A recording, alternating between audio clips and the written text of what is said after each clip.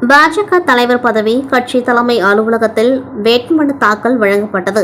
B Ramalingam தவிர வேறு யாரும் மனு தாக்கல் செய்யாத காரணத்தினால் புதுவை மாநில பாஜக தலைவராக பி ராமலிங்கம் தேர்வு செய்யப்படுகின்றார்.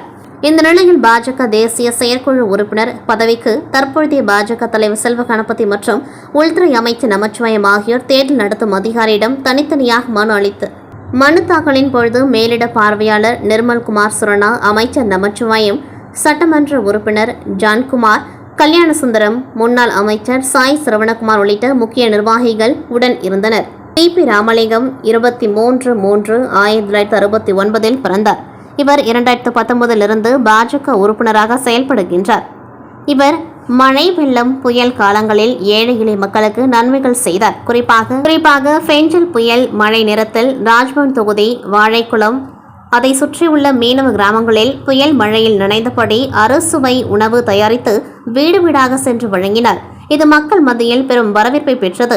மாணவ மாணவிகள் உயர்கல்வி படிப்பதற்கு மடிக்கணினி, கல்வி உபகரணங்கள் வழங்கினார். ஏழை எளிய மக்கள் சிறு தொழில் புரியும் வகையில் மீன் கூடை, தட்டுவண்டி மற்றும் பூ வியாபாரம் செய்வதற்கு தள்ளுவண்டி, சிறுவர்கள் விடுமுறை நாட்களில் விளையாட்டை ஊக்குவிக்கும் வகையில் கேரம் போர்டு, கிரிக்கெட் பேட், இறகு பந்து, வாலிபால், ஃபுட்பால் போன்ற விளையாட்டு உபகரணங்களை வழங்கி மாணவர்களின் திறமைகளை வெளிக்கொண்டு வர பாடுபட்டார்.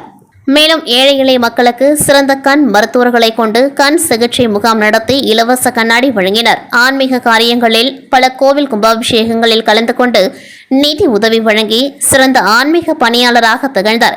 தமிழை வளர்க்கும் வண்ணம் கம்பன் விழாவில் அறிஞர்களுக்கும் புலவர்களுக்கும் பேச்சாளர்களுக்கும் அவர்கள் திறமைகளை வெளிப்படுத்தும் வகையில் பல பரிசுகளை வழங்கி பாராட்டினர்.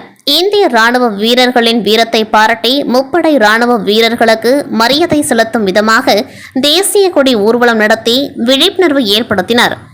இவர் பாஜக கட்சி வளர்ச்சிக்கு பாடுபட்ட காரணத்தினால் கட்சி தலைமை இவருக்கு சட்டமன்ற உறுப்பினர் பதவியை கொடுத்து அழகு பார்த்தது.